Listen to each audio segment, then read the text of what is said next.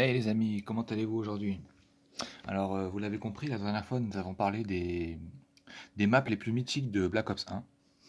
On avait refait un petit peu le tour avec, comme vous le voyez sur votre écran, Havana, Summit, Nuketown, Farin Range, que des maps devenues classiques, qui ont d'ailleurs été beaucoup reprises par la suite dans les Call of Duty Next Gen, PS4, PS5 et j'en passe. Et je vous propose aujourd'hui de faire un petit peu le tour des meilleures armes de ce super Black Ops 1. Et bah, écoutez, sans plus tarder, dans ce podcast numéro 3, c'est parti à la découverte donc, de ces merveilleuses armes. Alors, sur Black Ops 1, euh, on a eu droit à des armes qui ont fait un petit peu pareil. Enfin, bon, c'est pas qu'elles ont fait l'histoire mais du jeu, mais en tout cas, elles ont été dans la continuité des belles armes qu'on avait eues sur les Call of Duty précédents. Donc on retrouvait la fameuse AK-47, plus, enfin, aussi bien qu'elle n'avait jamais été. Alors, pourquoi aussi bien? Ben, je la trouvais très polyvalente. Alors déjà très bien modélisée. Qui plus est, si vous lui rajoutiez son joli camouflage en or, qui était ni trop clinquant, ni trop discret, hein, un joli camouflage en or. Et donc une arme, que je vous le disais, vraiment polyvalente, qui avait une belle efficacité aussi bien sur des conflits, des duels assez éloignés. Mais en même temps, elle pouvait être, si par exemple vous tiriez au jugé, c'est-à-dire sans appuyer sur L1 et sans viser à proprement parler, eh bien, vous pouviez bien remporter vos duels sur des distances plutôt moyennes, voire un peu rapprochées. Et même parfois, si vous étiez assez efficace dans votre façon de jouer et de viser, vous pouviez même avec cette arme remporter vos duels avec un éventuel joueur en face qui jouerait avec par exemple une MP5K, une AK-74U, qui était l'équivalent de la AK-47, mais dans les SMG, ou moi j'appelle ça des mitraillettes, hein. Donc voilà, vraiment un K-47, moi un peu mon arme coup de cœur. Parmi les fusils d'assaut, déjà il faut savoir que les fusils d'assaut sont vraiment tous dans l'ensemble intéressants. Pourquoi? Parce que vraiment ils se complètent. C'est-à-dire que chacun a sa spécificité. Et donc qui dit spécificité dit en fait un atout qu'on ne va pas retrouver sur une autre, et inversement, si je vous donne un exemple, on avait la Enfield, arme américaine à la base, qui se débloquait assez rapidement d'ailleurs, et cette arme était certes pas très puissante, mais par contre elle avait une belle efficacité par rapport à sa cadence, donc une cadence assez élevée, euh, elle était assez précise aussi. Et puis elle se maniait très rapidement, c'est-à-dire que on pouvait viser vite, on pouvait se déplacer vite avec, on pouvait recharger rapidement avec. Ouais, arme très maniable et un peu, on va dire, légère finalement. Mais du coup, on payait un peu tout ça avec une puissance modérée, voire un peu limitée parfois. À l'opposé de ça, on avait arme pour moi tout aussi classique que la AK-47, qui était la Galil, ou le Galil, selon chacun. Et cette arme-là était la plus puissante des fusils d'assaut. Alors pour le coup, c'était l'arme à choisir et à privilégier quand on se trouvait sur des maps un peu plus grandes, comme Jungle. Moi j'aimais vraiment bien l'utiliser sur Jungle avec un petit silencieux, là c'était aux petits oignons. C'était vraiment impeccable. Et elle était à la fois précise, mais non, oui, elle était très précise. Et on payait un peu cette précision avec une cadence, on va dire modérée. Voilà, c'était pas la cadence de la AK ou de la Enfield, mais elle offrait vraiment une belle précision, et surtout, elle avait une portée incroyable. Ce qui signifie qui dit portée dit une puissance. Donc quand vous tiriez, vos balles conservaient leur puissance sur des distances vraiment importantes. À l'inverse de certaines armes qui, par exemple, vous tiriez et si l'adversaire se trouvait, on va dire, je sais pas, à une centaine de mètres, à partir de 80-90 mètres, on sentait bien que les dégâts faisaient vraiment plus grand-chose, quoi. Enfin, voilà, c'est le principe même de un petit peu des lois un peu physiques des armes, si on peut dire. Mais en gros, voilà, la Galil, elle offrait de manière générale, de toute façon, la puissance la plus élevée. Mais voilà, ça se payait au prix d'après de un petit peu, elle avait une certaine lourdeur. Je veux dire, si vous vous retrouviez avec quelqu'un qui était à 10 ou 15 mètres de vous avec une petite SMG, vous faisiez vraiment pas long feu parce qu'elle était un peu trop lente à mettre en marche, etc. Mais voilà, une arme qui en tout cas était très originale et je crois même que c'est une création des développeurs parce que je ne pense pas que c'est une arme qui existe autrement dans la réalité, quoi. Dans la réalité. Donc vraiment génial. Et aussi une autre arme qui a dû être créée, je crois, par eux, par Triarch.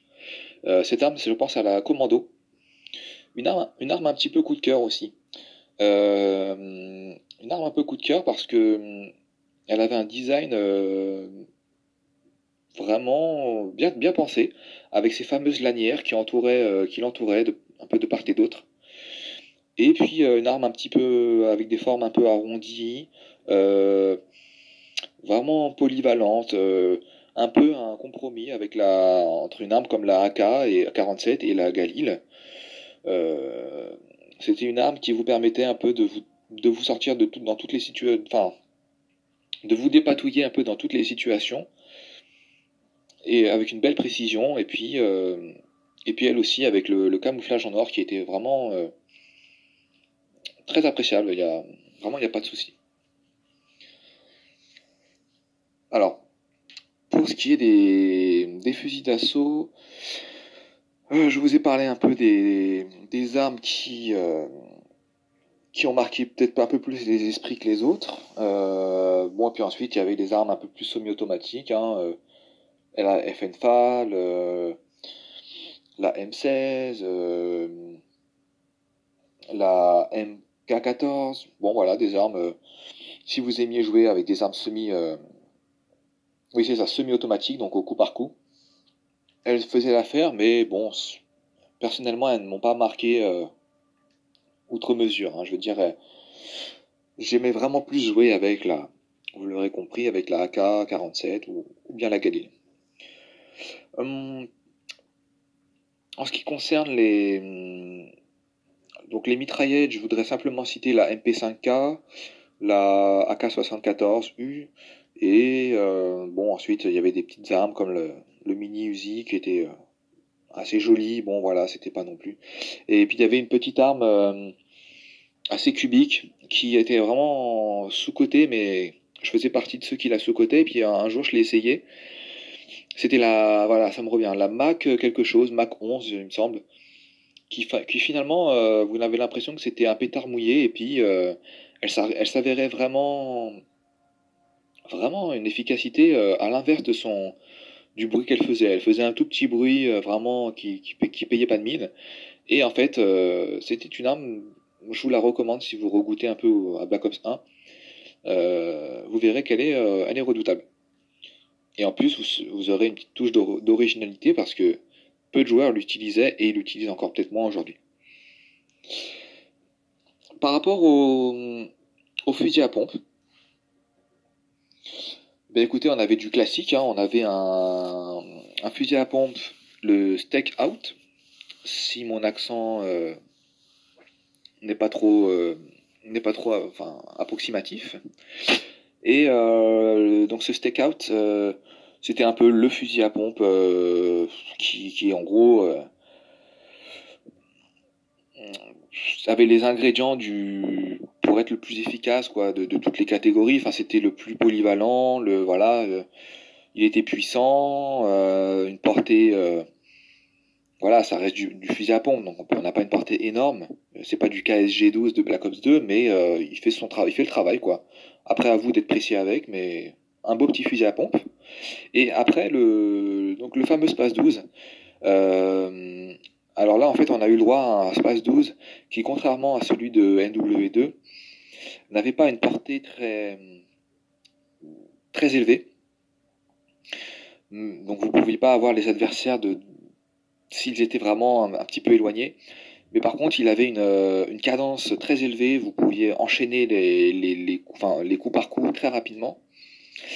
Et du coup, combiné avec le silencieux, si vous étiez malin dans vos déplacements et que vous arriviez à surprendre un peu vos adversaires dans des angles, juste après une porte, ce genre de choses, et bien là, vous pouviez vraiment vous faire très plaisir. Et c'est ce qui a fait de ce fameux Space 12 sa légende sur Black Ops 2, pardon, sur Black Ops 1. Et puis qui plus est, avec un joli petit camouflage en or qui rendait très bien dessus aussi. Ouais. Donc Space 12, si vous vouliez un petit peu du challenge, vous le preniez et vraiment ça pouvait donner lieu à des super parties.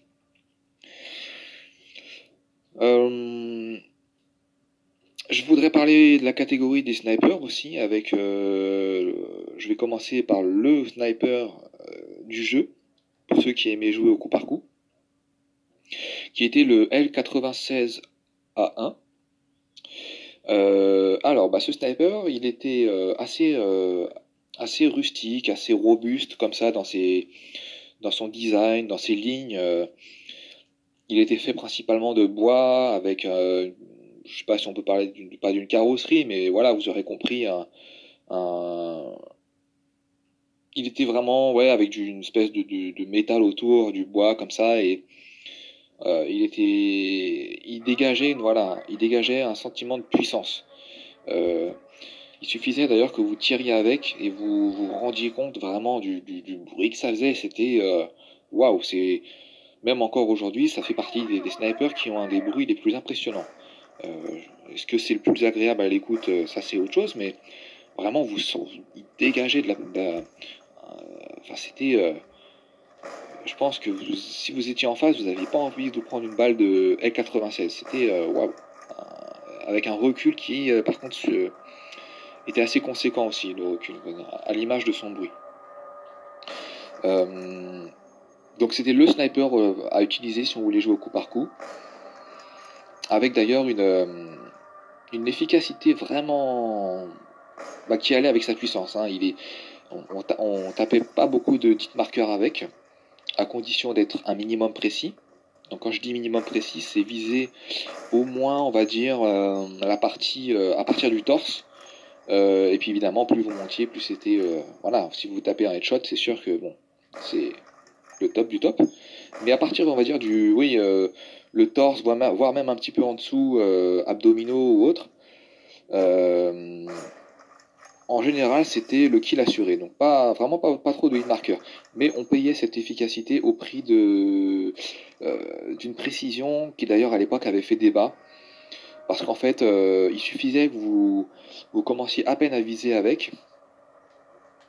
Et aussitôt, le viseur oscillait. Voilà.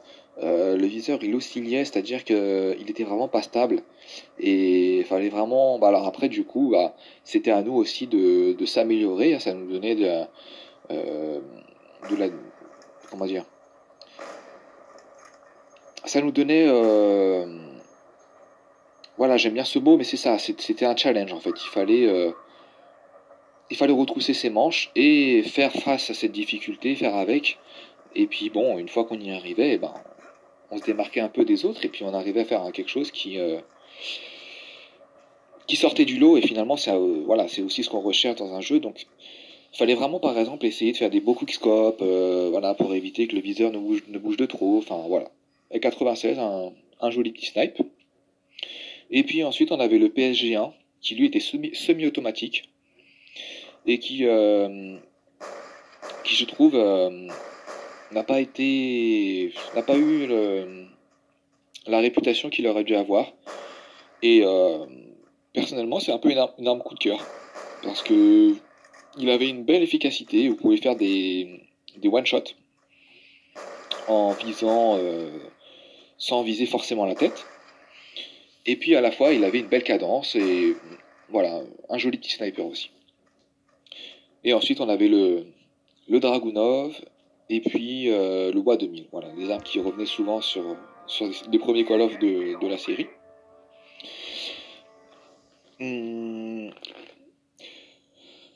Je pense avoir fait le tour des grandes armes et j'ai quand même envie de faire un petit passage là, de vous décrire un peu des armes qui ont été amenées par Treyarch et qui ont fait un petit peu l'originalité de ce jeu. C'était notamment le couteau balistique, donc arme qu'on avait droit, à laquelle on avait droit pour la première fois sur Call of Duty. Donc c'est un peu l'équivalent d'un couteau de lancer, mais comme son nom l'indique, c'est balistique, c'est-à-dire que c'est un peu le système d'une arme, d'une vraie arme avec j'imagine, une espèce de ressort, enfin, en tout cas quelque chose qui va propulser la lame du couteau et qui du coup donnait des trajectoires assez originales pour un lancer de couteau en fait. Ça se distinguait bien des classiques couteaux de lancer. Et puis voilà, c'était nouveau, donc GG à Treyarch pour ça, parce que très sympa à utiliser les couteaux balistiques. Et c'était une arme secondaire. Voilà, donc vous pouviez la remplacer par exemple, vous pouviez ne pas prendre de pistolet et avoir un couteau balistique. Et autre arme originale comme ça dans les armes secondaires qui ont fait la légende de BO1, puisqu'il s'agissait enfin, je pense là à l'arbalète, qui, sauf erreur de ma part, faisait son apparition pour la première fois dans un Call of Duty. Et arbalète, eh bien écoutez, à vous d'être précis avec, hein, c'est sûr que c'était pas évident, mais avec ces fameuses flèches explosives en plus, vous pouviez vraiment faire des kills originaux et bon évidemment vous n'alliez pas rusher avec cette arme, mais c'était des sensations nouvelles et vraiment agréable et c'est un peu à l'image des couteaux de lancer quoi, mais c'est un compromis entre le couteau de lancer et une arme une arme on va dire à feu plus classique. Donc là encore je mettrais un pouce bleu si on pourrait dire ça à Treyarch et à Black Ops 1 pour son originalité. Écoutez, je pense qu'on a fait à peu près le tour des armes principales en tout cas. Alors bon, dans les armes, qu'est-ce qu'on avait? Ah oui, quand même, je voulais quand même vous parler du Tomahawk. Sans rentrer dans les détails, simplement, c'est un couteau de lancer, mais revisité, hein. Donc le Tomahawk, c'est une espèce c'est une hachette en fait, une mini hache qui a été utilisée dans les tribus indiennes en gros. Et là aussi, c'était assez sympa à faire. Et puis bon, quand vous arriviez à toucher quelqu'un avec ça, ça faisait son petit effet avec le petit bruit du hitmarker qui allait bien avec ça. Vraiment un délice. Il n'y a pas d'autre mot. Il n'y a pas de souci là-dessus. Donc ça, c'était pour ce qui est du Tomahawk. Et il faut faire un petit maintenant. Il faut vous parler comment dire, des killstreaks. Parce que là encore, Treyarch a...